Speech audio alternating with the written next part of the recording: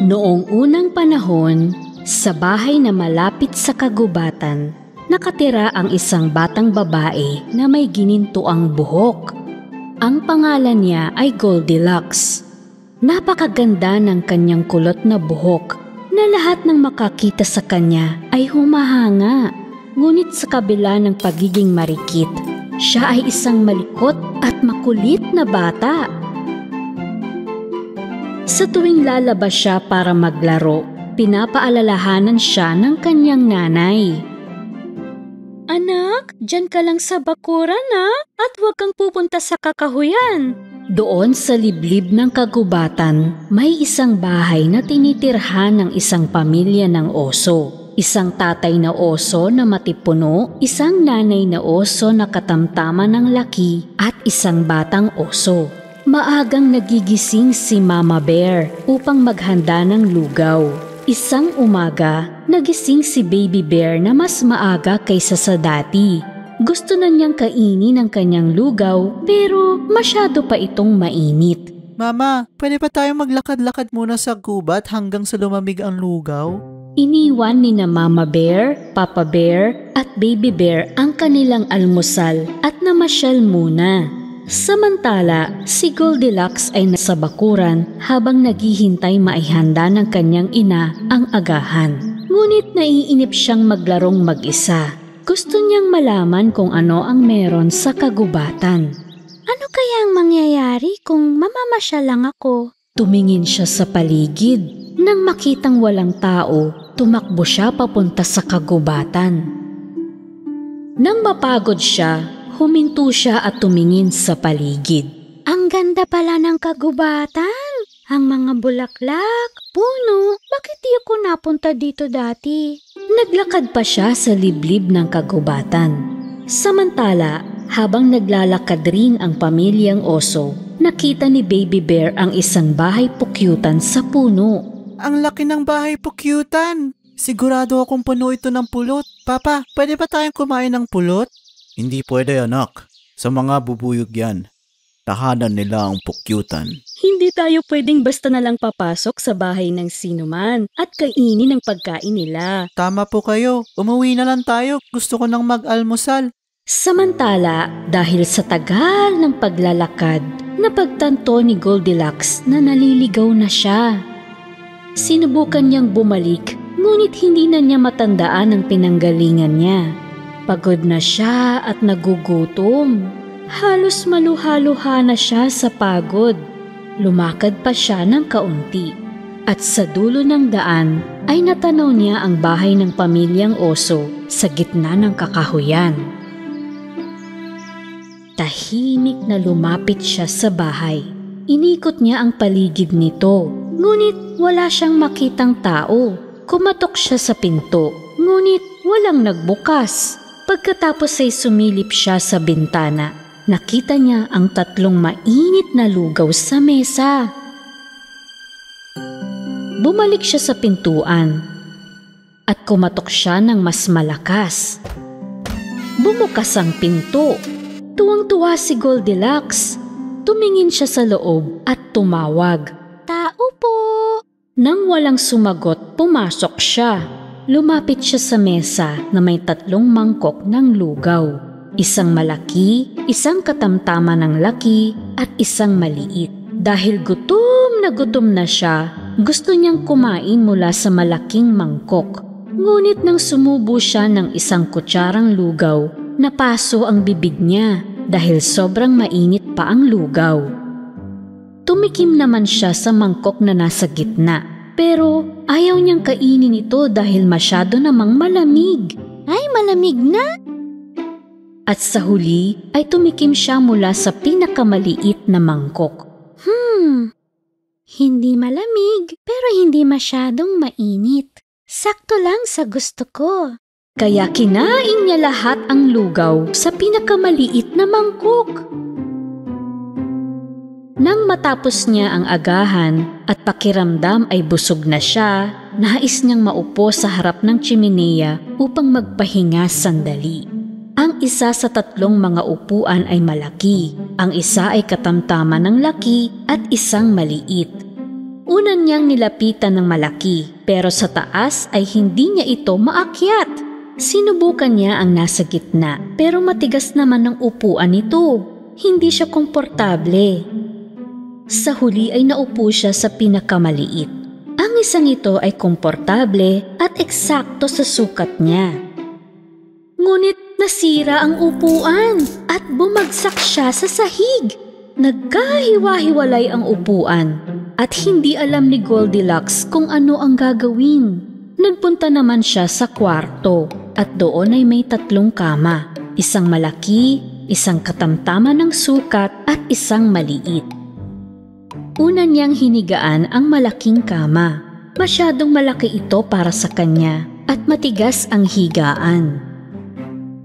Ang pangalawa ay medyo malaki lang sa kanya, pero masyado namang malambot.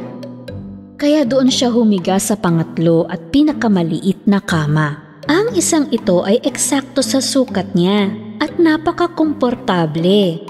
Kaya doon nakatulog kaagad si Goldilocks. Habang natutulog si Goldilocks, pauwi na ang pamilyang oso. Si Papa Bear ay may dalang mga kahoy na panggatong. Sariwang prutas naman ang dala ni Mama Bear. At si Baby Bear ay hindi na makapaghintay na kainin ang lugaw niya. Nang makarating sila sa bahay, dumiretso sila sa hapagkainan. May nahalata si Papa Bear sa kanyang mangkok. May tumikim sa aking lugaw. Napatingin tuloy si Mama Bear sa kanyang mangkok. May tumikim din sa lugaw ko. At nang tingnan ni Baby Bear ang kanyang mangkok, napaiyak siya. May tumikim din sa lugaw ko.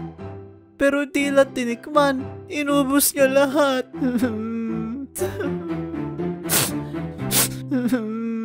Tumayo sila at tumingin sa paligid. Napansin ni Papa Bear ang kanyang upuan sa harap ng tsimeneya. May umupo sa aking silya. Tignan niyo, naiba ang pwesto. Tapos, si Mama Bear naman ang nagreklamo. May gumamit rin ng upuan ko. At tulad ng inaasahan, umiyak si Baby Bear sa nakita. May umupo din sa silya ko. At sinira pa to.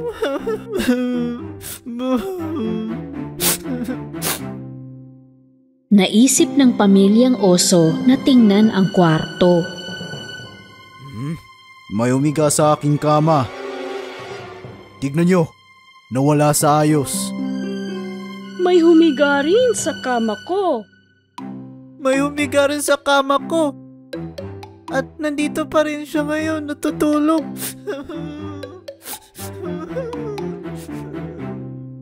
Nilapitan ni Papa Bear ang kama ni Baby Bear at nakita na talagang may natutulog sa maliit na kama. Dahan-dahan niyang inangat ang kumot. Nagulat sila nang makita ang isang batang babae na tulog na tulog. Anong ginagawa na isang batang babae sa bahay natin? Palisin mo ang batang babae na yun sa kama ko, Papa. Nagising si Goldilocks sa iyak ni Baby Bear. Nagitla siya na 3 oso ang nasa harap niya. Sa takot ay napatakbo siya palabas ng kwarto. Mabilis siyang lumabas ng bahay at tumakbo ng hindi lumilingon. Humihingal na siya sa katatakbo pero hindi siya tumigil. Sa sandaling yun, nakita niya ang kanyang mga magulang na pumunta sa kagubatan para hanapin siya dahil umalis siya ng bahay nang hindi nagpapaalam.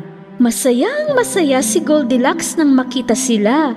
Tumakbo siya, niyakap ang kanyang ina. Nanay! Sobrang nag-alala kami. Nasaktan ka ba? Magiging masunuri na po ako. Hindi na ako alis nang hindi nagpapaalam sa inyo. Mahigpit na niyakap ni Goldilocks ang mga magulang. Mula sa araw na yon, tulad ng ipinangako niya, palagi siyang nakikinig sa kanyang ina at hindi na gumagawa ng walang pahintulot. Nanatili siyang isang napakabait na bata.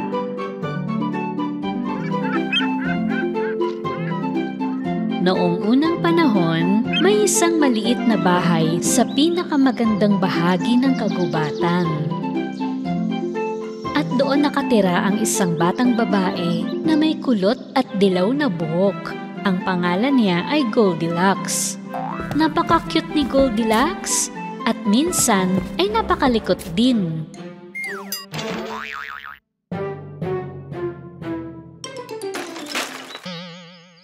Isa, dalawa, tatlo. Ay! Naku! Hindi sinasadyang nahulog ang pie na luto ng kanyang nanay. Goldilocks, ngayon ay kailangan mong maghintay para makaluto ako ng bagong almusal. Oo nga pala, huwag kang lalabas ng hardin at huwag pupunta sa gubat nang hindi nagpapaalam. Magpakabait ka, ha? Inip na inip si Goldilocks habang naghihintay. Eh kung isang maliit na hakbang lang palabas, dalawa o tatlo, hanggang saan kaya ako makakarating bago nila ako tawagin?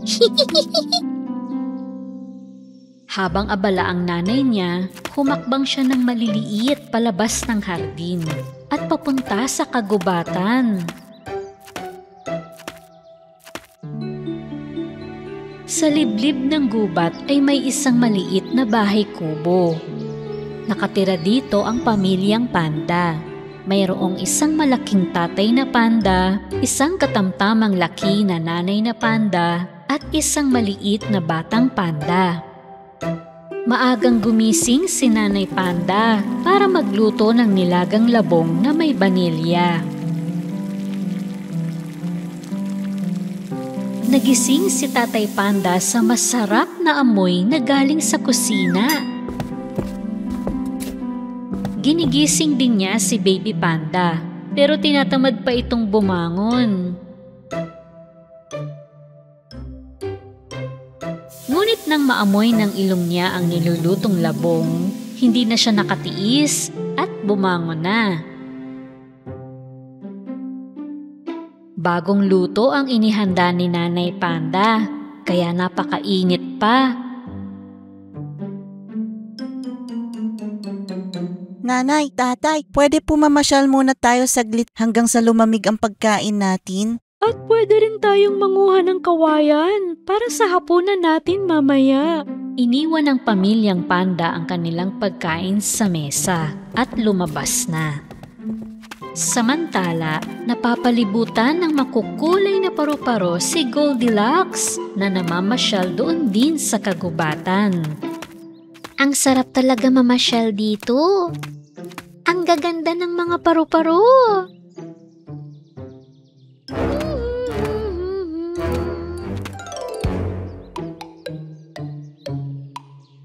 Natutuwang sinundan ni Goldilocks ang isa sa mga paru-paro hanggang sa nawala siya sa gitna ng malalaking puno.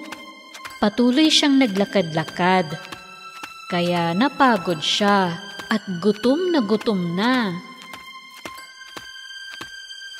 Maiiyak na siya nang matanaw niya ang bahay kubo.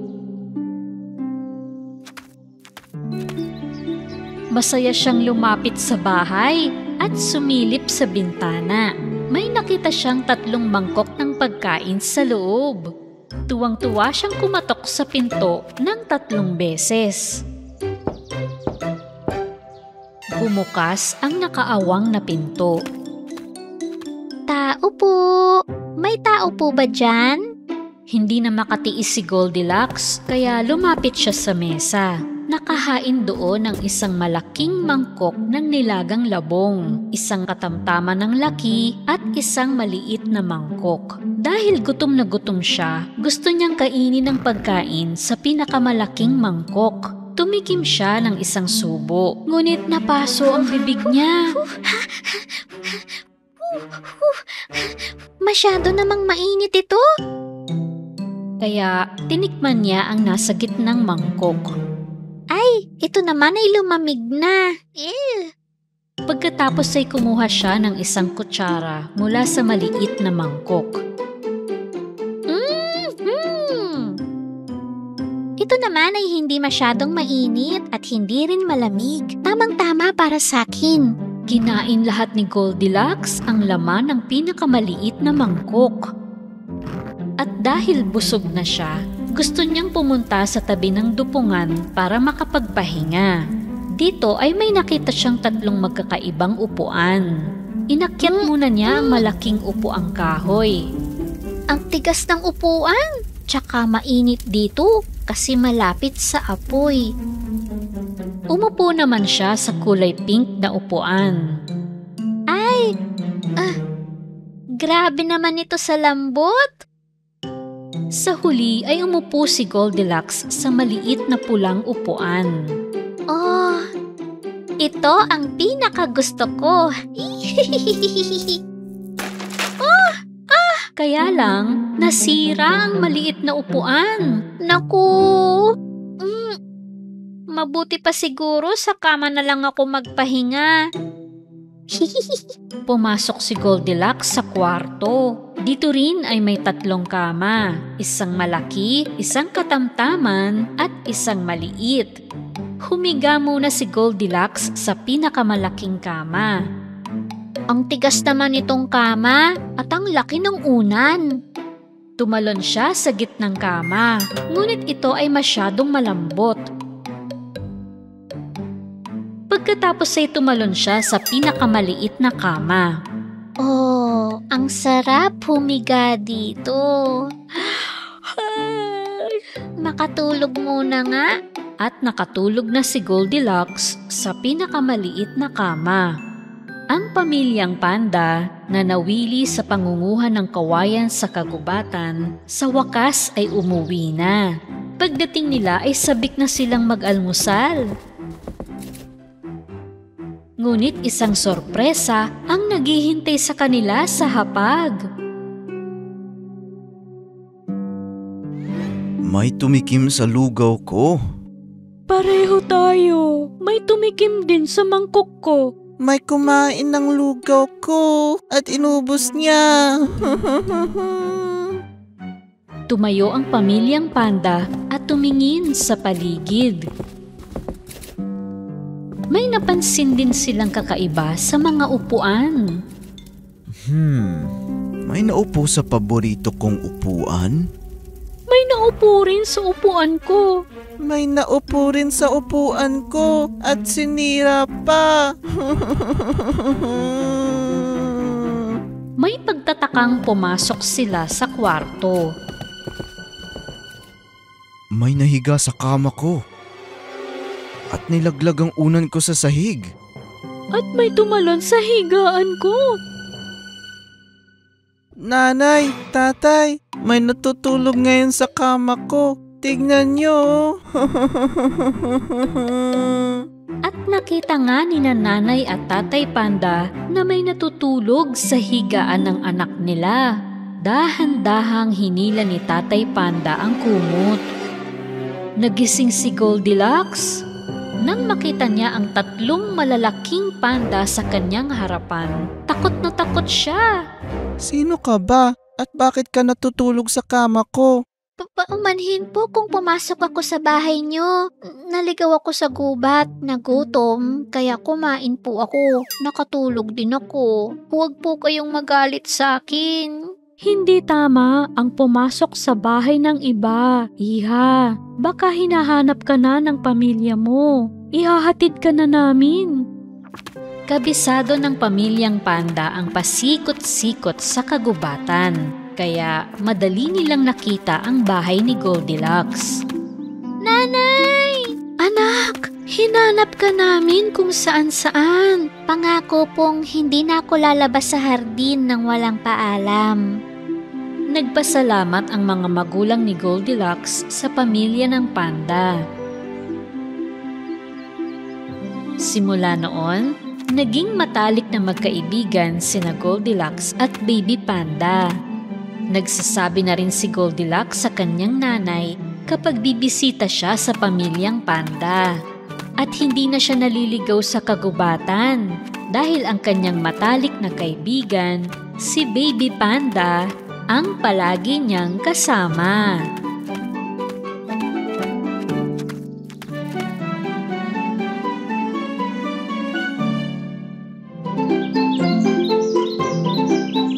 araw, nakaisip ng magandang ideya si Goldilocks. Dahil hindi siya mahilig magbasa ng mga libro, pinagpatong-patong niya ang lahat ng libro sa bahay na parang matataas na tore. At masaya siyang tumalon-talon sa ibabaw ng tore. Nang makita ito ng kanyang ina, pinayuhan niya si Goldilocks. Ang libro ay sa pagbabasa. Masisira lang kung paglalaruan mo. Pero ang mga libro ay boring. Mas masaya kung lalaruin ko na lang. Sa sandaling iyon, napansin ni Goldilocks ang isang aklat na muntik nang malaglag sa bintana. Saan galing ang librong ito? Nang hahawakan ni Goldilocks ang libro, biglang nagkapakpak ito at lumipad patungo sa gubat. Nagtaka si Goldilocks, kaya sinundan niya ang aklat. Hoy! Teka! Lumilipad na libro! Tigil! Asa na yun? Sa liblib ng gubat kung saan tumatakbo si Goldilocks, may isang puting bahay. Isang pamilya ng kambing ang nakatira dito. Ang bahay ay puno ng mga aklat na pati mga kapitbahay nilang mga hayop ay nanghihiram ng aklat sa pamilyang kambing. Si Tatay Kambing ay hindi natulog nang hindi tinatapos ang libro sa pagkakarpintero. Libro sa pagluluto naman ang laging kasama ng nanay. At ang batang kambing ay mahilig sa libro ng mga engkanto. Ganun pala! Ngayon ay makakagawa na ako ng sarili kong tumba-tumba. Dapat pakuluin ang sopas ng 8 minuto. Ngunit nung araw na iyon, nababalisa ang batang kambing dahil hindi niya mahanap ang paboritong aklat. Hindi ko makita ang libro ko. Yung librong may pakpak. Baka naman namasyal sa kagubatan ng aklat mo, aking anak. Lumabas ng bahay ang pamilyang kambing upang hanapin ang nawawalang libro na may pakpak. Samantala, natatakot na si Goldilocks dahil naligaw siya sa gubat. Paano ako makakauwi ngayon? At hindi ko na rin nakita ang libro.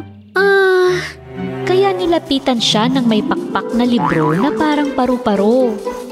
Nang habulin ni Goldilocks ang aklat, lumipad ito papunta sa bahay ng pamilyang kambing. Nang marating ni Goldilocks ang bahay, kumatok siya sa pinto. Dahang-dahang bumukas ang pinto. Tao po? May tao ba dyan? Nakita niya ang napakaraming aklat. May dilaw, may pink, may manipis at makapal. Hinanap niya kung saan nagtatago ang may pakpak na aklat. Ang kapal ng libro sa pagkakarpintero. Sobrang boring talaga. Natagpuan ni Goldilocks ang iba pang mga aklat sa bawat sulok ng bahay. Ngunit interesado lamang siya sa aklat na may pakpak. Ito naman ay cookbook. Ang pagluluto ay hindi para sakin. Hindi pa rin makita ang libro na hinahanap niya. Napagod si Goldilocks. Nang humiga siya sa isang sulok upang magpahinga, pumwesto ang lumilipad na aklat sa ilalim ng kanyang ulo na parang unan. Samantala, pauwi na ang pamilyang kambing. Hindi rin nila nahanap sa kagubatan ang aklat ng batang kambing. Pagpasok nila sa bahay, nakita nila na nagkalat ang mga aklat. May naghagis doon ng pangkarpintero kong libro. May naglagay ng cookbook ko sa kaldero. May nakatagpo sa aking libro at hindi lang natagpuan. Ginawa niya itong unan at tinulugan pa. Nang umiyak ang batang kambing, lumapit agad sa kanya sina nanay at tatay kambing. Laking gulat nila nang makita si Goldilocks na natutulog. Sino ang batang ito? Bakit niya kinalat ang mga libro? Tingnan niyo nagusot na ang pahina.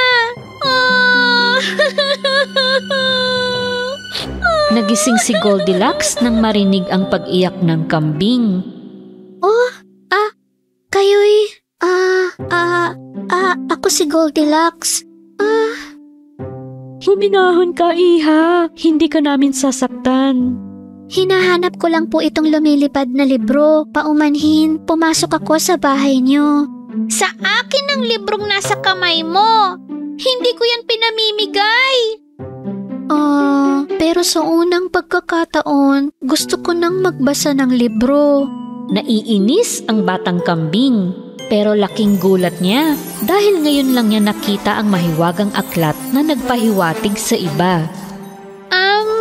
Wala pang ibang bata na nakakita sa lumilipad na librong ito. Siguro ay pinili ka niya, Goldilocks.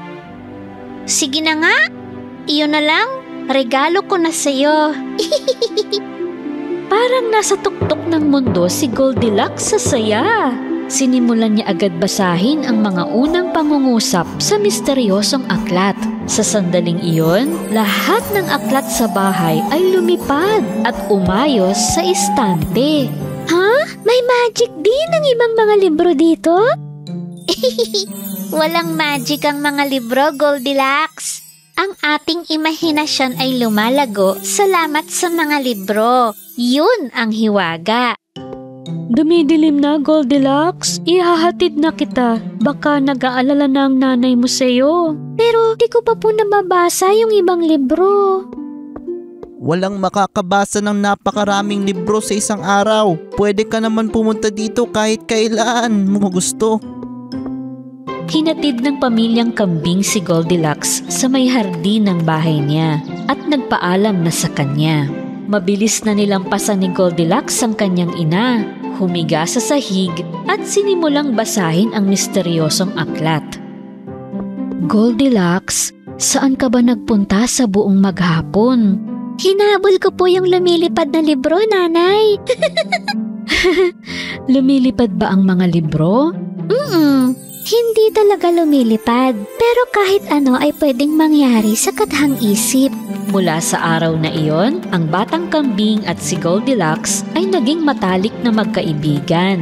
Minsan ay nagpapalitan sila ng aklat. Minsan ay nagkikita sila para sabay na magbasa ng aklat at mangarap. Dahil napagtanto ng magkaibigan na ito na ang misteryo ng mga libro ay maaaring matuklasan sa pamamagitan ng kathang isip at ang ating mga pangarap ay makakamit kung palabasa tayo ng libro. Nang umagang iyon, tuwang-tuwa si Goldilocks dahil sasakay siya sa bagong bili na bisikleta. Regalo ito sa kanya ng nanay niya. Ingat ka anak ha, huwag masyadong lalayo.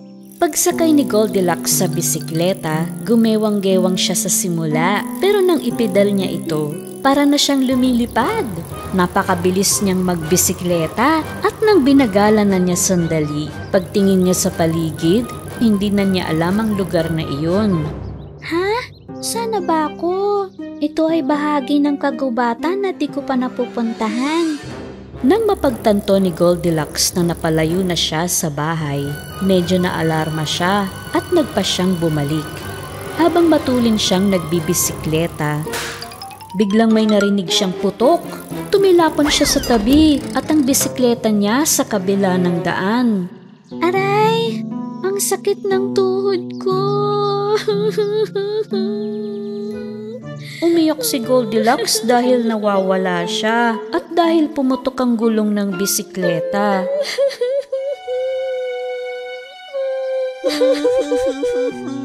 Ngunit hindi lang si Goldilocks ang umiiyak. Tumayo siya para makita yung umiiyak bukod sa kanya.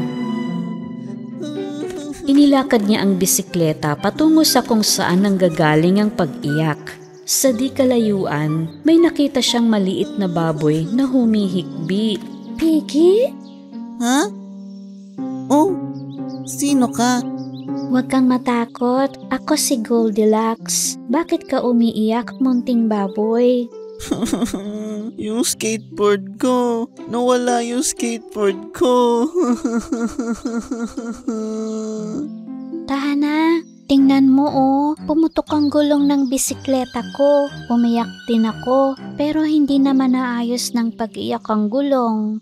Nang makita ng baboy ang na-flat na gulong, nakalimutan niya ang tungkol sa skateboard at medyo kumalma. Ang ganda naman ng bike niya yan. Maganda nga, pero di ko na alam ang daan pa uwi. Kailangan kong makabalik bago gumabi.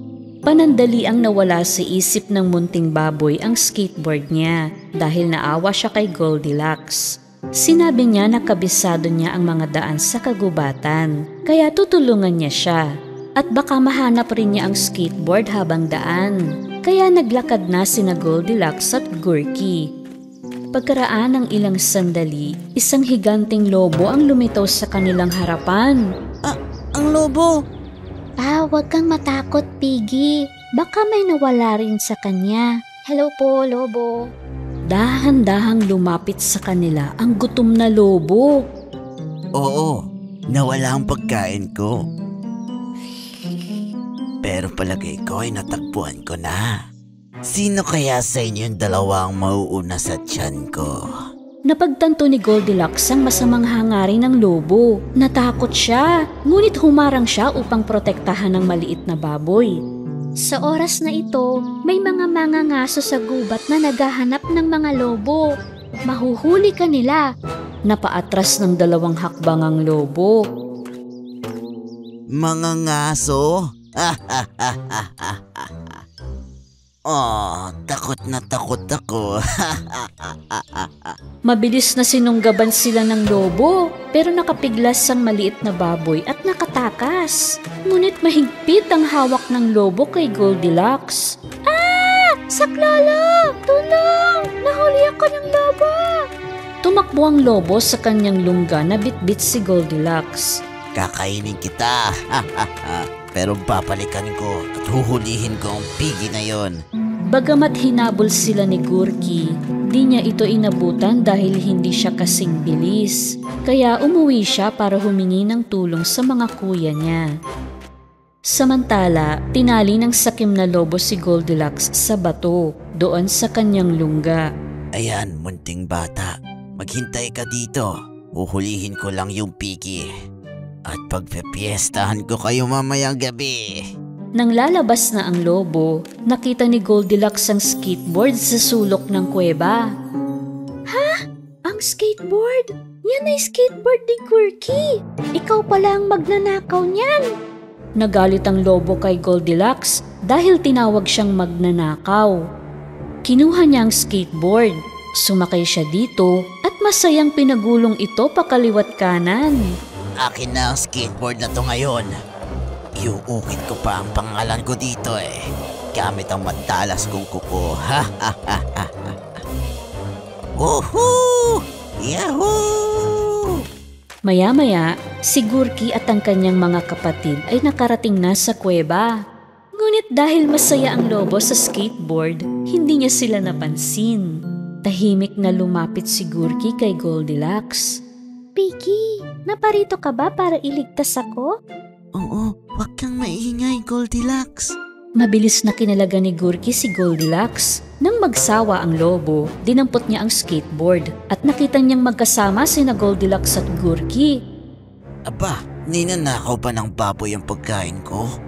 Yung skateboard ko! Yan ang skateboard ko! Andito pala! Kinuha mo, lobo! Hinagis ng lobo ang skateboard sa tabi para hulihin si Goldilocks at ang baboy. Hinahabol sila ng lobo nang pumasok ang mga kuya ni Gurky. Hinagisa nila ang lobo ng maliliit at matitinik na baon nilang kastanyas. Nang matapakan ng lobo ang mga ito, natisod siya at natumbas sa lupa. Ano ang mga ito? Ang sakit Halika kayo dito mga baboy. Huhulihin ko kayo. Gayunpaman, hindi ito naging hadlang sa lobo. Bumangon siya. Hinabol niya ang magkapatid kahit na may kumapit sa kanya na matitinik na kastanyas. Kinuha ni Gurky ang skateboard at sinakay niya si Goldilocks at ang kanyang mga kapatid. Nakatakas tayo! Ang galing natin! Ang saya! Yay! Napatingin na lang ang lobo sa papalayong mga baboy at kay Goldilocks. Huli na nang mapagtanto ng lobo na ang pagkuha ng mga bagay na hindi niya pag-aari ay isang masamang gawain. Pagdating ni na Goldilocks sa bahay ng mga baboy, isang sorpresa ang naghihintay para sa kanya. O sige, tanggalin mo na ang takip. Nang iangat ni Goldilocks ang takip, nakita niya ang kanyang bisikleta na naayos na. Tuwang-tuwa siya. Oh, inayos niyo yung gulong! Salamat mga piggies! Sumakay si Gurky sa skateboard at sumakay naman si Goldilocks sa bisikleta. Pauwi na sa kanila. Mula sa araw na iyon, ang munting baboy at si Goldilocks ay naging matalik na magkaibigan.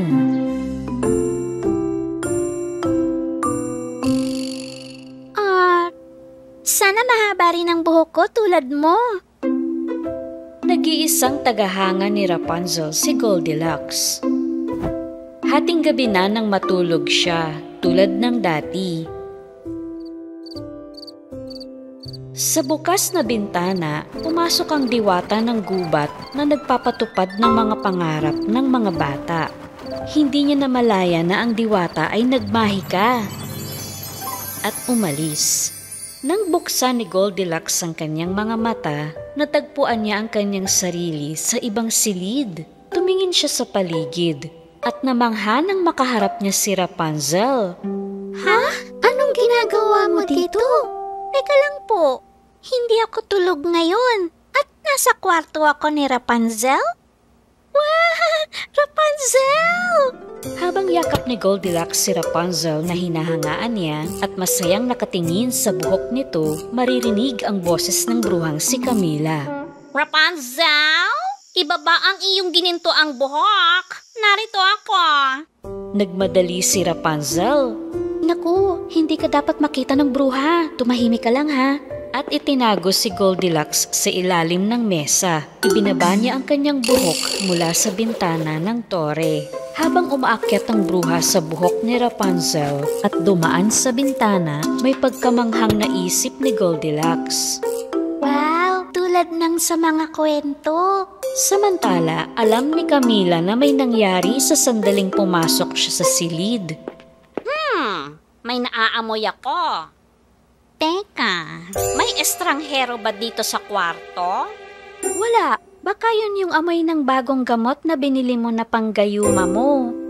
Baka nga. Sabi ng bruha at agad na lumabas para atupagin ng paggagayuma. Pinalabas ni Rapunzel si Goldilocks sa ilalim ng mesa at sinabing kailangan na niyang bumalik sa sarili niyang mundo at baka ikulong din siya ng bruha doon. Pero paano po ako makakauwi? Stardust, pero maghanap muna tayo nun. Tahimik na ibinaba ni Rapunzel ang buhok niya mula sa tore. At nangunyapit dito si Goldilocks pababa nang hindi nakikita ng bruha. Maya-maya, isang pagod na pagong ang nakasalubong nila. Aling Pagong, kailangan namin ng Stardust. Alam mo po ba kung saan ito makikita? May mga nightingale sa tuktok ng puno sa tabi ng ilog. May stardust sa ilalim mismo ng pugad nila. Sabi ng pagong. Tumakbo sina Rapunzel at Goldilocks sa tabing ilog. Aakyat na sana sila sa pugad ng mga nightingale nang biglang sumigaw ang mga ito ng, Ayan na yung bruha! Ayan na yung bruha! Takbo! At lumipad na sila. Tinago ni Rapunzel si Goldilocks sa likod ng puno at tumalo naman siya sa ilog at sumisid sa tubig. Kahit na nagmasid ang matatalim at nakakatakot na mga mata ng bruha sa paligid. Saan nagpunta ang Rapunzel na yon? Umalis na rin siya.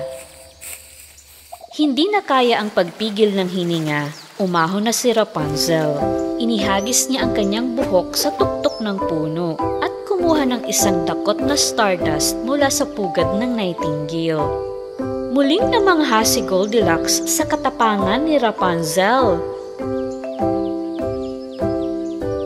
Rapunzel, sana sumama ka sa akin para malaya ka na. Hindi ako makakasama sa'yo, Goldilocks. Pero natutuwa ako na itinuturing mo akong inspirasyon. Sana mag-cross ulit ang landas natin. Hinihip ni Rapunzel ang Stardust kay Goldilocks. Habang nagniningning ang buong paligid, pagmulat ni Goldilocks, naroon siya sa kanyang malambot na kama. Panaginip lang pala? Pero okay lang. Salamat, Rapunzel. Pinakita mo sa akin na mas mahalaga ang kabaitan, tapang at pagiging matulungin kaysa kagandahan. Noong unang panahon, may isang matapang na batang lalaki na mag-isang naninirahan sa gubat. Ang pangalan niya ay Mowgli. Habang naglalakad si Mowgli sa liblib ng gubat, napansin niya ang isang ginintuang ningning. Nang kunin niya ang nagniningning na ito, napagtanto niya na ito ay isang luma at maalikabok na mapa. Wow! Isang mapa ng kayamanan! Ang swerte! Kaya sinundan ni Mowgli ang landas sa mapa para hanapin ang kayamanan. Sa kabilang banda, si Goldilocks ay gumagawa ng koronang bulaklak sa kanilang hardin. Habang masaya siyang nangunguha ng mga bulaklak na kulay rosas at pula, isang maliit na paru-paro ang sumasabay sa kanya. Maya-maya, napagtanto niyang napalayo na siya at naliligaw na sa liblib ng kagubatan. Sa takot ay umupo siya sa bato at umiyak. Sa sandaling iyon, nakita siya ng batang gubat na si Mowgli. Anong problema? Bakit ka umiiyak? Tanong ni Mowgli. Ako? Gumagawa ako ng koronang bulaklak. Hindi ko napansin na naliligaw na ako. Pinakalma ni Mowgli si Goldilocks. Lumaki ako sa gubat. Kabisado ko ang kagubatan. Ihahatid kita sa inyo. Sabi niya. Ikinagulat ni Goldilocks na lumaki si Mowgli sa gubat. Ano yung hawak mo? Tanong niya kay Mowgli.